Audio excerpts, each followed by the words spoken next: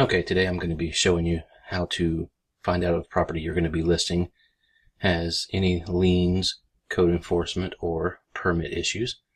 Before I get started, just wanted to give a little disclaimer that anything I'm showing you here today is not a substitute for proper title work.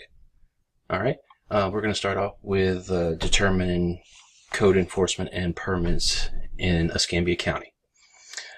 If your property lies within the city limits of Pensacola, you cannot search for this online. You actually have to call the city code enforcement department. Their phone number is 850-436-5500, and you'd ask to speak to Joanna and give her the address, and she can tell you from there. If your property lies outside the city limits in the county, you start at the My Escambia page and go to their handy dandy search page. Alright, you click on your code enforcement. I'm going to show you two properties, one that I know has code enforcement issues, one that I know does not. Alright, first one I'm going to show you is the one that does not.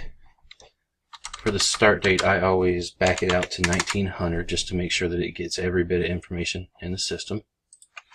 Alright, so this property here I know does not have any issues. Type in your street number and the name. I don't usually enter in anything else. You hit search. Comes up that your search has returned no results. Escambia County is pretty good about keeping this up to date, so they're usually pretty accurate. Okay, so let's move on to one we know has some code enforcement issues. That would be 8300 Breezy Lane. You search for that. You can tell this property has had two code enforcement issues in the past. One in 2011 that shows was closed. That means there was no sorts of fines or liens or anything. You can see there was one in 2016 that went through the entire process and into the lien status. What you want to do is you can open this up. You can find out your code enforcement officer's name by going to inspections, and it'll typically be right here. You can reach out to the Escambia County Code Enforcement and get in touch with the officer, figure out what needs to be done to close up your case. That's as simple as that is in Escambia County. Now I'm going to move over to Santa Rosa County. Alright, Santa Rosa County Code Enforcement. It's essentially the same process. Just a different website. You'll start out the Santa Rosa main site, go to their development, building, and improvement section here. Click on code compliance. Click on code compliance data. Then you'll click on this little search bar here. Typically easiest to search by location address. Alright, for here, one I know has a code enforcement, we're going to go with 1914, and this will start filling in for you as you go along. Lodgepole Drive. Submit. You can see that this comes up with a case. It shows you the case number, the violator's name, location address, property's parcel number, and the officer assigned. Typically what you want to do is call up the Santa Rosa County Code office, get in touch with your officer. This one will be Bobby Burkett. He can explain to you what needs to be done. That is essentially it for that. Okay, now we're going to do building permits. You're going to be wanting to look for anything that's expired or open. Back at Escambia County, same place that you go for code enforcement, just a different tab, building permit. Same thing here. I always change this out to 1900 just so I can scrub the whole system. We're going to go with the same address we used last time, Breezy Lane. Hit your search. This will pull up any permits that have been filed for the property. You're looking for ones that say either new, open, past, or expired. those are the ones you'll want to call the county and have those shut down. Closed and void are acceptable.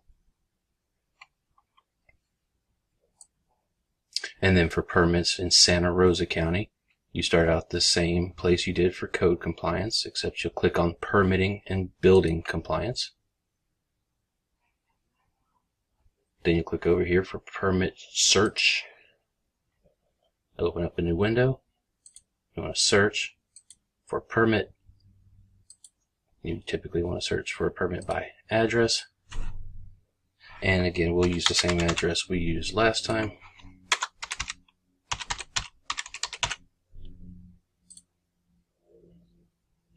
And here you can see it shows that there are at least 10, unless there's 13, so there's 2 pages here. Again, you're going to be looking for expired. These down here, permit final, these are okay. For these expired or new or open ones, you'll want to reach out to the Santa Rosa County Building Department and inquire about having those closed down. That's about how easy that is there. Alright, next we're going to move on searching for liens. Alright, now we're going to go and determine if we have any liens on any properties. For Escambia County, you start at the clerk site, online public records, search official records, typically search by owner's name. You can find your owner's name in the property appraiser's site. For this one, we're going to use the former owner of that Breezy Lane property. I just happen to know her name.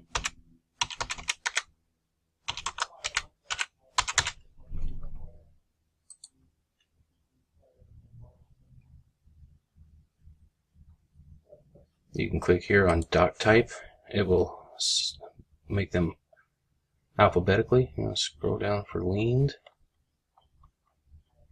And you'll see here that there is a code enforcement lien, and it looks like 2 contractor liens. You can open these individually up.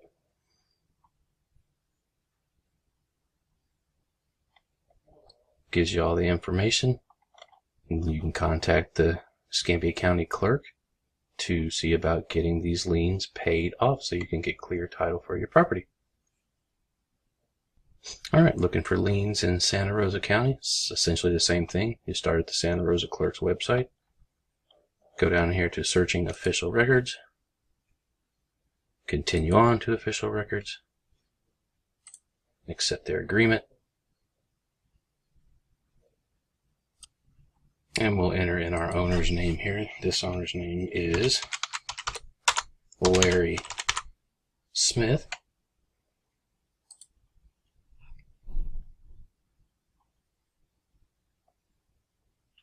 You can search records here.